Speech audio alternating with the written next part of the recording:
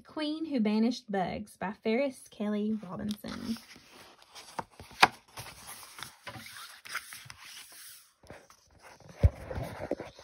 Once upon a once, in the kingdom of Dunce, lived a king and queen, and insects unseen.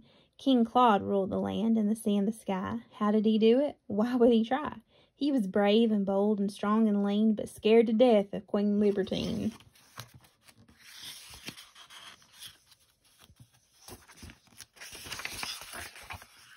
She wanted all things exactly so, from the blue in the sky to the water below. Summer required a waft-like breeze. Springtime must never induce a sneeze. She surveyed her fields from high on her hill, insisting all conform to her will. Everything had to be perfect and neat, nary a berry found close to a beet. King fed her hand by hand upon Queen's demand, the plumpest strawberry or reddest sweet cherry. Loving watermelon the best, she would pummel her chest till King plucked all the seeds and filled her vast needs. One day, as she spied a flaw in a field, a teeny sweat bee sat on her heel. She drew her hand back and launched her attack with a smack and a whack and a very big thwack. The creature's audacity, the creature's ferocity. The wee bug discovered the queen's pugnacity. Her battle screech roared over the land and terrified all, both critter and man. The farmer stopped plowing, the cow stopped cowing, the owl stopped their hoots, and King Claude, why, he quaked in his boots. Her tantrum was heard all the way to Quebec, far past Mexico and throughout Van Vleck. Too late, she cried, off with his head. The poor little fellow was already dead.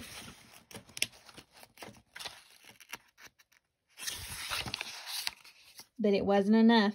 She didn't stop there. She forbade all insects, no place, nowhere.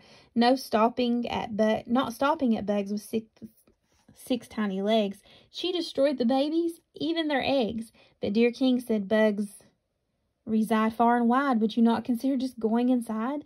Of course, he dared not suggest this aloud. Instead, he just fanned her, curtsied, and then bowed.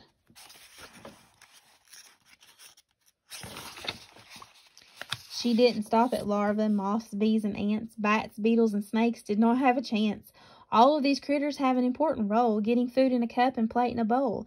Of course, King Claude dare not disagree. Plus, she demanded her daily high tea. So they watched as potions, poisons, and traps ensured the whole arthropod class collapsed.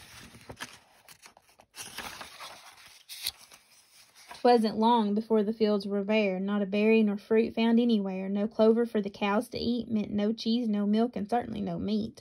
Wheat was the only crop that grew. Queen was sick of bread and missed cashews, but every plant that had a bloom was utterly useless, and in fact, it was doomed.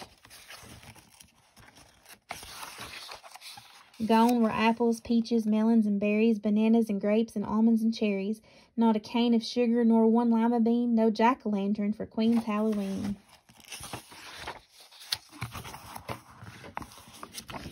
High tea was silly without tea, and mornings were awful without coffee.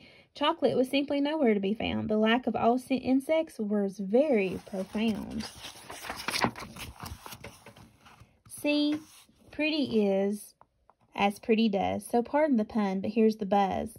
A stamen and a pistil are in each bloom, even though there isn't much room, and it takes both to make food grow. That's where bugs come in, so just so you know. They spread the pollen between both parts, and that, my dear, is where food starts. This shortage of food in the kingdom of Dunce meant no one was happy, hadn't been for months. Things were dire. King did not doubt it. Dare he do something about it? He started small with a tiny seed that grew and grew to a tall milkweed. Coneflower, bee balm, and goldenrod followed, and hordes of pollinators sipped and swallowed. By making a lovely bug buffet, King Claude quietly saved the day. Queen viewed her kingdom from inside her tower as creatures flitted from flower to flower, fertilizing all sorts of tasty food that improved Queen's demeanor and attitude. King Claude only had to keep her contained until she was tutored and properly trained to care for the critters throughout planet Earth and understand the vast importance and worth. The end. So, bees and hummingbirds and all all kinds of insects and bats. These are all important to the pollination of our plants that make our food that we eat. So it's important to have pollinator gardens or to plant things that bees like. And it's important because we need to have fruits and vegetables to eat. They're the ones who pollinate the flowers so that the flowers can create seed. And when they create seed, they create a fruit around that to hold that seed, because a fruit is a seed containing, is a seed container. So it's very important for all of that. So we need the bees, we need the bugs, we need the bats, we need the hummingbirds, we need all of those things. Even though sometimes they can be a nuisance to us, they're very important, because without them, we won't have any food.